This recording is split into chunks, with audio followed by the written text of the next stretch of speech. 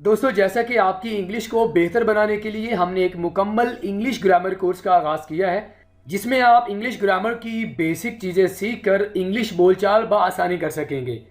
इस grammar course की 4 classes हम ऑलरेडी अपलोड कर चुके हैं, जिनका लिंक आपको नीचे डिस्क्रिप्शन में मिल जाएगा। आज हमारा सबक नंबर 5 है, जिसमें आपको ग्रामर में आम तौर पर इस्तेमाल होने वाली कुछ चीज़ें आपको इसमें सिखाएंगे।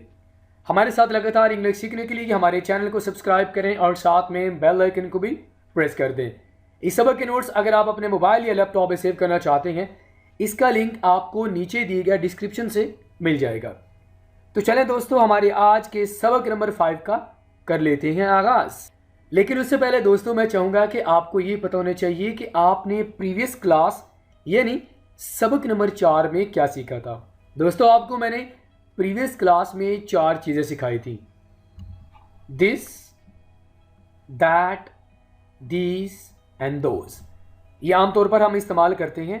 इनको आप कैसे सही तौर पर राइटिंग और स्पीकिंग में इस्तेमाल कर सकते हैं, वो आपको मैंने प्रीवियस क्लास में सिखाया था। अगर आपने सबक नंबर 4 को मिस कर दिया है तो उसका लिंक आपको नीचे डिस्क्रिप्शन में मिल जाएगा। तो चलें दोस्तों, हमारे आज के जो सबक नंबर 5 है उसके बारे में आपको बताते हैं कि आपको इसमें क्या कुछ सिखाएंगे। सबसे पहले तो हम आपको ये बताएंगे कि फ़िक्रा क्या होता है, यानी जिसे इंग्लिश में सेंटेंस कहा जाता है। उसके बाद आपको ये बताएंगे कि एक सेंटेंस की कितनी किस्में होती हैं।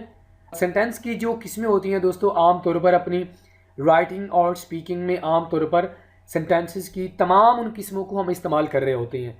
तो आज आप सीखेंगे कि वो कौन कौन सी किस्में हैं और किस तरह आप उन किस्मों को, यानी सेंटेंस की जो मुख्तलिफ तरह की अक़साम है, उनको आप किस तरह अपनी राइटिंग और स्पीकिंग में सही तौर पर इस्तेमाल कर सकते हैं। सबसे पहले दोस्तों, आपको ये पता होना चाहिए कि फ़िक्रा क्या होता है। फ़िक्रे के बारे में हम मुकम्मल जो वीडियो लेसन है वो हम प्रीवियस क्लासेस में बना चुके हैं।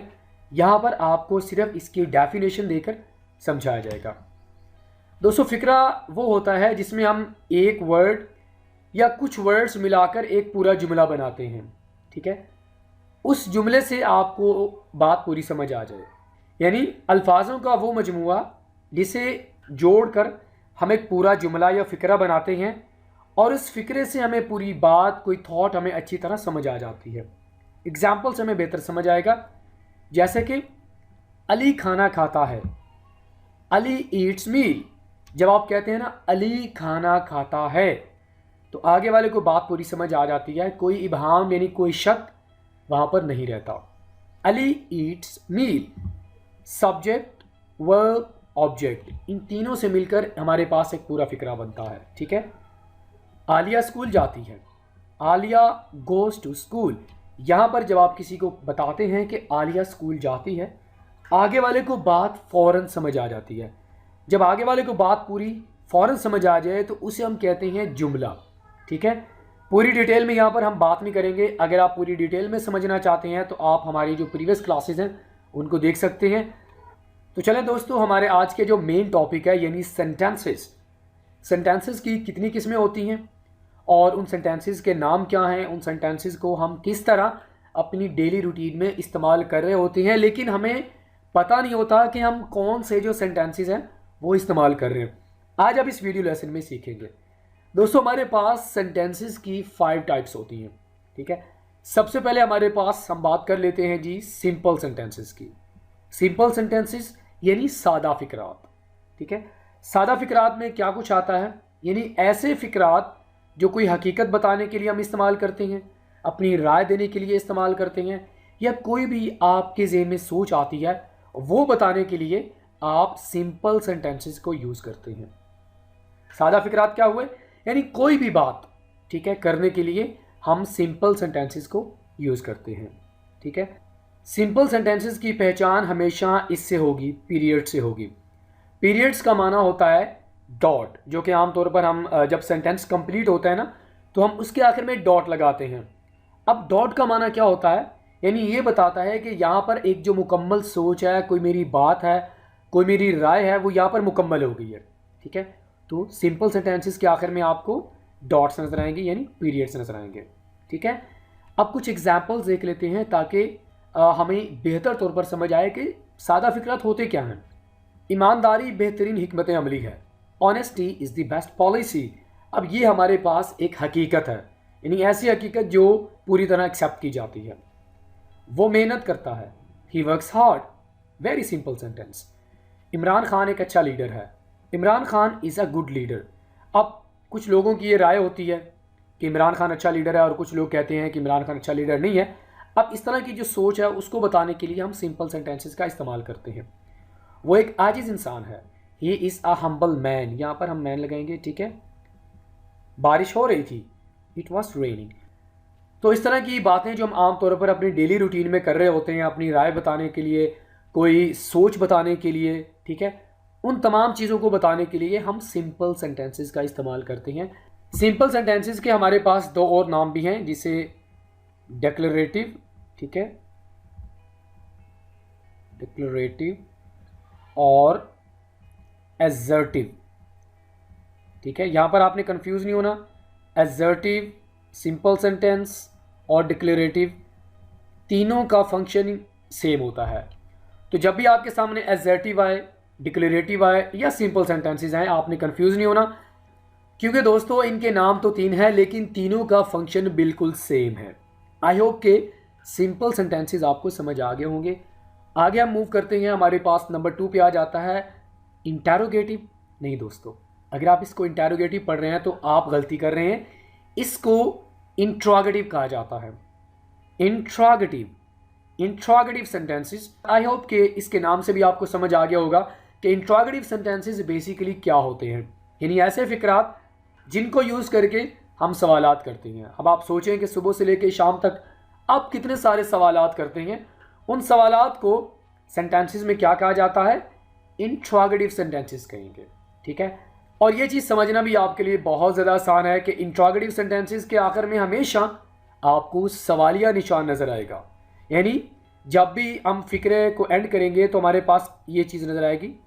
इसका मकसद क्या होता है, ये बताना कि यहाँ पर ये जो सेंटेंस है इसमें हम इसको सवाल करने के लिए इस्तेमाल कर रहे हैं, ठीक है। एग्जाम्पल देख लेते हैं ताकि आपको बेहतर समझ आ जाए। तुम कहाँ रहते हो, वेयर डू यू लिव। आपका नाम क्या है, व्हाट इज़ योर नेम। वो कौन है, हु इज़ ही। क्या ये तुम्हारा लैपटॉप है, इज़ दिस योर लैपटॉप। तुम कैसे हो, हाउ आर यू। अगर आप इनको बेहतर तौर पर समझना चाहते हैं तो आप WH फैमिली अपने माइंड में रख लें, क्योंकि WH जो वर्ड्स होते हैं उनको इस्तेमाल करके हम सवालात करते हैं। तो इंट्रोगेटिव सेंटेंसेस में क्या आ जाते हैं, यानी वो फिक्रात जिनको इस्तेमाल करके हम सवालात करते हैं, और फिक्रे के आखिर में हमेशा हमें सवालिया निशान नज़र आएगा। तो ये है हमारे पास इंट्रोगेटिव सेंटेंसेस, यानी सवालिया फिक्रात। आगे मूव करते हैं, नंबर 3 पे हमारे पास आ जाते हैं एक्सक्लेमेटरी सेंटेंसेस, जिन्हें उर्दू में इस्तेजाइया फिक्रात कहा जाता है। ये वाले सेंटेंसेस भी हम आम तौर पर अपनी डेली रूटीन में स्पीकिंग और राइटिंग में इस्तेमाल कर रहे होते हैं, लेकिन हमें इनका नाम पता नहीं होता। तो आई होप कि जब आपको मैं ये क्लियर करूँगा तो आपको समझ आ जाएगा कि वाकई आप एक्सक्लेमेटरी सेंटेंसेस को यूज़ करते हैं कि नहीं करते। ऐसे फिक्रात जो जज्बात और एहसासात को बयान करने के लिए यूज़ होते हैं। आप गुस्से में होते हैं, आप इमोशनल होते हैं, आप बहुत ज़्यादा खुश होते हैं, आप अपनी खुशी का इजहार करना चाहते हैं, तो आप एक्सक्लेमेटरी सेंटेंसेस को इस्तेमाल करते हैं, ठीक है। इसके आखिर में हमेशा आपको एक्सक्लेमेशन मार्क नज़र आएगा और आप हर हाल में लगाएंगे। एक्सक्लेमेशन मार्क ये होता है, अगर आप सेंटेंस के आखिर में एक्सक्लेमेशन मार्क नहीं लगाएंगे तो वो हमारे पास एक्सक्लेमेटरी सेंटेंसेस नहीं होंगे, ठीक है। इसकी पहचान क्या होगी कि इसके आखिर में हमेशा एक्सक्लेमेशन जो मार्क होगा वो हमेशा होगा। एग्जाम्पल्स देख लेते हैं ताकि हमें बेहतर तौर पर समझ आ जाए। हम जीत गए, वी वन। कितने दुख की बात है, हाउ सैड। क्या सोच है, व्हाट एन आइडिया। कितना खौफनाक है, हाउ टेरिबल। वाह क्या बात है, मार्वलस। जैसे कि आप कहते हैं hurrah we have won the match, ठीक है, ब्रावो शाबाश। तो अपने जज्बात का इजहार करने के लिए किसी तरह के भी जज्बात हो सकते हैं, खुशी के, गम के, ठीक है। तो इस तरह की जो जज्बात हैं उनका इजहार करने के लिए हम एक्सक्लेमेटरी जो सेंटेंसेस हैं उनको हम यूज़ करते हैं। आई होप कि ये भी आपको समझ आ गया होगा, ठीक है। आगे मूव करते हैं, आगे हमारे पास आ जाते हैं जी इम्पेरेटिव सेंटेंसेस। इम्पेरेटिव का माना होता है हुक्म करना, यानी ऐसे सेंटेंसेस जिनको इस्तेमाल करके आप हुक्म कर सकते हैं, किसी को नसीहत कर सकते हैं, या आप दरख्वास्त करते हैं। तो इन सेंटेंसेस को यूज़ करके हम 3 तरह के काम करते हैं। किसी को हुक्म देना चाहते हैं, नसीहत करना चाहते हैं, या दरख्वास्त करना चाहते हैं, तो आप इम्पेरेटिव सेंटेंसेस का इस्तेमाल करेंगे। फ़िक्रे के आखिर में आपको 2 तरह के जो निशानात हैं वो नज़र आएंगे। पीरियड्स, ये मैं आपको बता चुका हूँ कि आखिर में डॉट का आ जाना, या एक्सक्लेमेशन मार्क, ठीक है। तो इसके आखिर में हमें 2 तरह के मार्क नज़र आएंगे। इम्पेरेटिव सेंटेंसेस यानी जिसको आप हुक्म, नसीहत या दरख्वास्त करने के लिए इस्तेमाल करते हैं। आम तौर पर यह समझा जाता है कि इम्पेरेटिव सेंटेंसेस को सिर्फ हुक्म देने के लिए इस्तेमाल करते हैं। दोस्तों बिल्कुल ऐसा नहीं है, ठीक है। इम्पेरेटिव सेंटेंसेस को हम 3 तरह की जो मकसद है उनके लिए इस्तेमाल करते हैं। एग्जाम्पल देख लेते हैं। दफ़ा हो जाओ, गेट आउट, आप हुक्म कर रहे हैं, प्लीज़ मेरी मदद करो, प्लीज़ हेल्प मी, यहाँ पर आप दरख्वास्त कर रहे हैं। वालदैन की इज़्ज़त करो, रिस्पेक्ट योर पेरेंट्स, यहाँ पर आप नसीहत कर रहे हैं। आहिस्ता गाड़ी चलाओ, ड्राइव स्लोली, सो जाओ, गो टू स्लीप, ठीक है। तो इम्पेरेटिव सेंटेंसेस क्या होते हैं? हुक्म करने के लिए, किसी को नसीहत करने के लिए या दरख्वास्त करने के लिए आप इम्पेरेटिव सेंटेंसेस का इस्तेमाल करते हैं, ठीक है दोस्तों।